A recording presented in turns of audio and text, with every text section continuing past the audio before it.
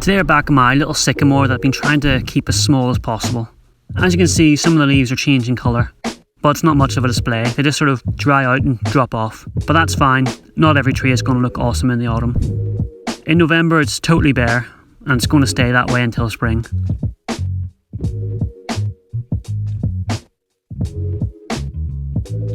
It grew well last year and it's still quite small.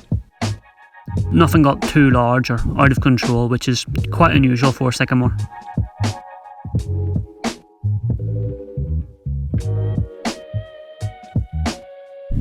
In February, it's time to trim this back.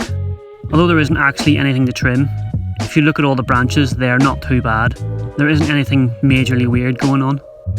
So it doesn't need pruned, but since I've got the tools out, I may as well try and get rid of that little nub in the middle. And this is where it's important to have good tools and good hands. I'm trying to get the tool in the right position so I can only cut off enough. But the tool got stuck, closed, and my hands got stuck trying to open it. And then I ended up dropping everything, and that's how you end up with this disaster.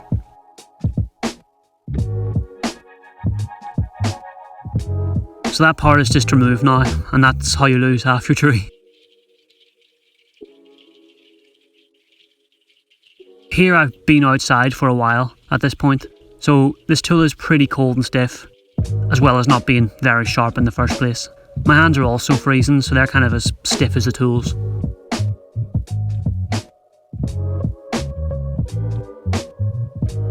I just tried to clean up the mess I've made, and I guess the tree is now going in a new direction. Not ideal, but it happens. The tree is still young, so it's fine.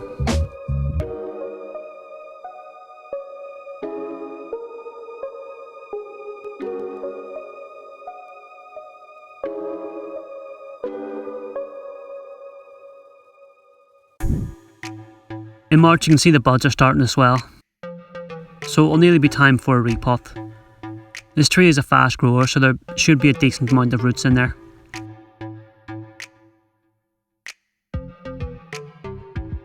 And here you can see the buds are almost ready to open, so it's time to get in there and see what's happening. As usual, it's jammed in the pot, so it's not going to come out easily. I just started raking the soil off to try and loosen things up, which seemed to do the job, and it came out easy enough.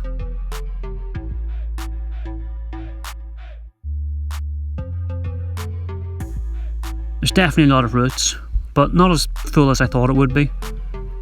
There's no way it would have lasted another year, though it definitely needed the repot.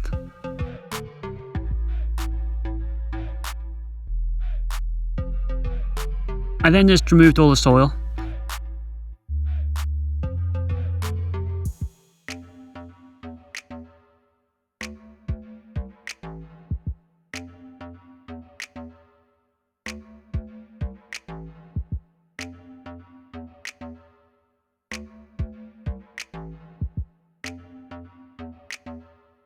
It's a pretty good little root ball already. It needs a lot of work, but it's doing alright.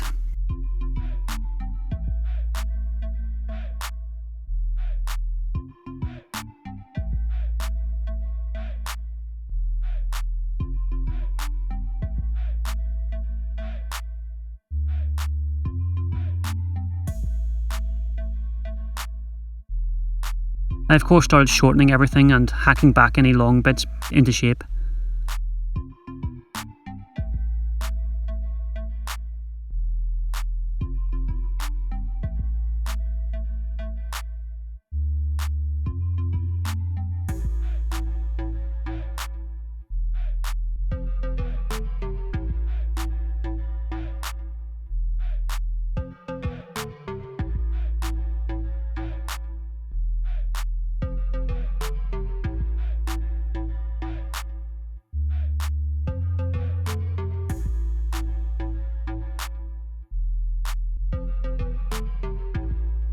And after a while I was left with this. So a pretty hard prune, but it's not that drastic. I think there's still lots of roots there. I think it's set up quite nicely for the future. I then repotted it back into the same pot. It seems happy enough in there.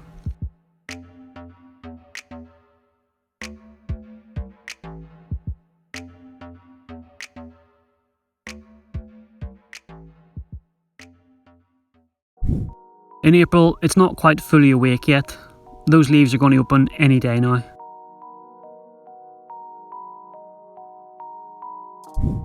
And of course by May, it's in full leaf and looks pretty good. Even if it's only half the tree we started with.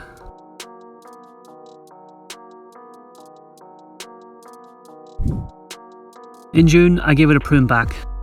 For the last couple of years, I've been letting it bud out in spring and then coming in and removing the new shoots and just leaving the first set of leaves. This is pretty much the same technique for Japanese maples, but I seem to let things push out a bit longer than you would do it with them. But the results seem to be the same and this tree is staying small.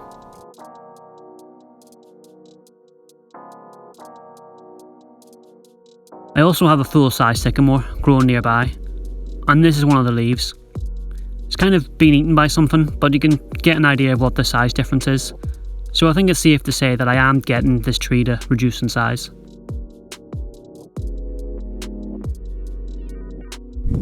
In July it's looking healthy enough. There's not much going on, but hopefully it will push out some new shoots soon.